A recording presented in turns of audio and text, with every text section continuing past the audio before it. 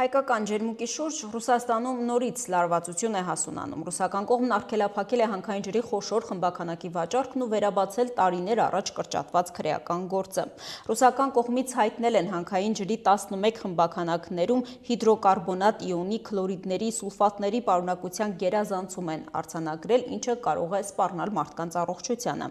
Տնտեսագետները, սակայն այս զարգացումները դիտարկում են ոչ թե տեխնիկական, այլ քաղաքական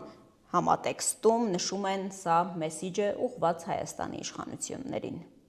Հայկական ջերմուկ հանքային ջրի 338 հազար շիշ է մեկ հրահանգով արգելափակվել Ռուսաստանի խանութներում։ Վաճառքի կասեցման հրահանգը իջեցրել է Դաշնության չեսնի զնակ մակնշման պետական համակարգը, հիմնվելով Ռոսպոտրեբնադզորի նամակի վրա։ Գերատեսչությունը նամակում նշել է, թե պարտադիր պահանջների խախտումներ կան ու քաղաքացիների առողջությանը հնարավոր վնասը կանխելու անհրաժեշտություն է առաջացել։ Այսպիսով արգելքի տակ են հայտնվել ռուսական շուկա արտահանված այս տարվա փետրվարի 17-ի եւ մարտի 5-ի արտադրության ամսաթվով խմբականակները, որոնք թվային համակարգի միջոցով մինչև ստուգումների ավարտն այլևս հասանելի չեն լինի սպառողներին թե օֆլայն, թե առցանց խանութներում։ Թե ինչ խախտումների մասին է խոսքը ռուսական կողմը չի պարզաբանում։ Այս նոր սահմանափակումները զուգադիպեցին ուշագրավ մեկ այլ իրադարձության հետ։ Շուրջ 2 շաբաթ առաջ Ռուսաստանի քննչական կոմիտեն վերաբացեց ջերմուկ հանքային ջրի հետ կապված քրեական գործը։ Այն առնչվում է 2014 թվականի աղմկահարույց դեպքին, երբ Վլադիկավկազցի 65-ամյա տղամարդը մահացել էր կերակրափողի այրվածքներից։ Նրա ընտանիքը պնդել էր, թե նա ջերմուկ է խմել շշի մեջ հանքային ջրի փոխարեն եղել է քացախաթթու։ Տղամարդու մահվան փաստով հարուցված քրգործն այն ժամանակ կարճվեց։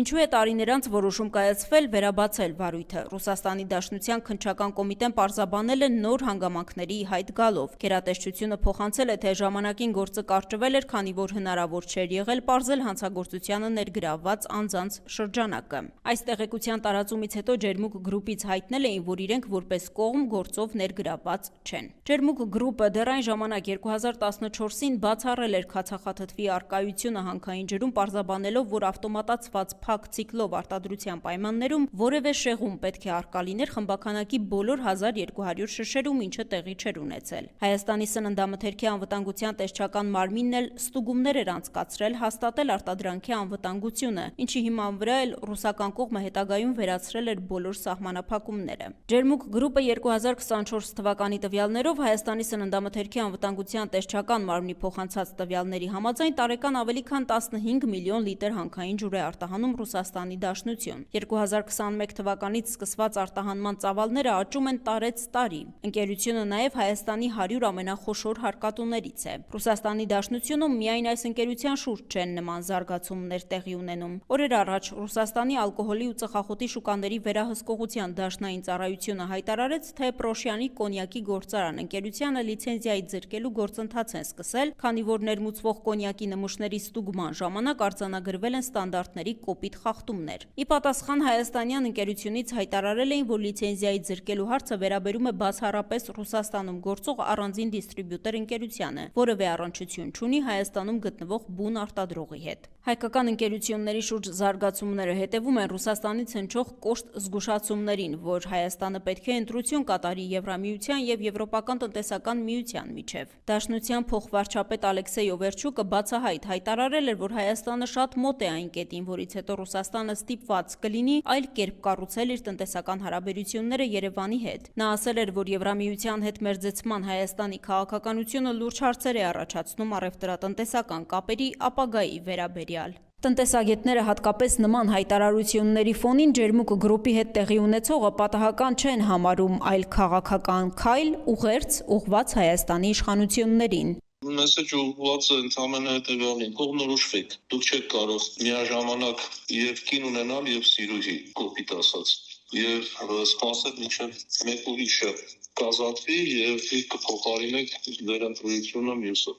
Տնտեսագետ Թաթուլ Մանասերյանն ընդգծում է, միջպետական հարաբերություններում ընդունված չէ ամեն ինչ ասել ուղիղ կամ բաց տեքստով։ Շատ հաճախ պետություններն իրենց դժգոհությունը կամ պահանջները հայտնում են անուղղակի տնտեսական նման մեսիջների միջոցով։ Այս համատեքստում տնտեսագետ Աղասիթ Հավադյանն էլ ընդգծում է այն մասին, որ տեղի ունեցողն ավելի շատ քաղաքական, քան տեխնիկական հարց է, վկայում է նաև այն, որ գործընթացը տեղի է ունենում մեծ հայտնիություն ունեցող ընկերության շուրջ, ինչը բնականաբար մեծ աղմուկ է բարձրացնելու։ Եթե օրինակի համար որոշակի ապրանք սահմանափակ որը ուներ գյուղատնտեսական ծագում, արագ կփչանար եւ իրականում մեծ վնաս կպատճառեր, սակայն այդպես mass media-ում չէր տարածվի, այլ սա այլ խնդիր է։ Ես սա տեսնում այդ հարցության մեջ։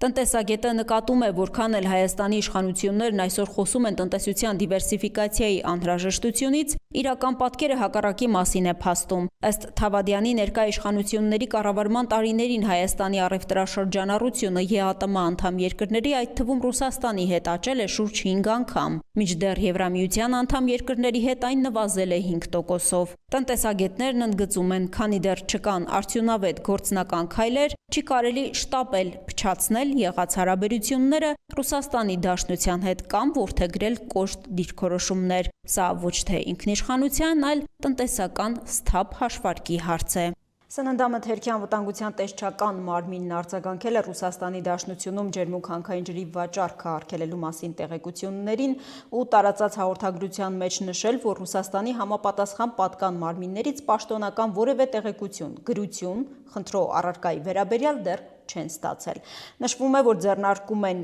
միջոցներ իրավիճակը պարզաբանելու, համապատասխան քայլեր ձեռնարկելու ուղղությամբ։ Ջերմուկ գրուպից այս առնչությամբ մեզ որևէ պարզաբանում ստանալ չի հաջողվել օրվա ընթացքում։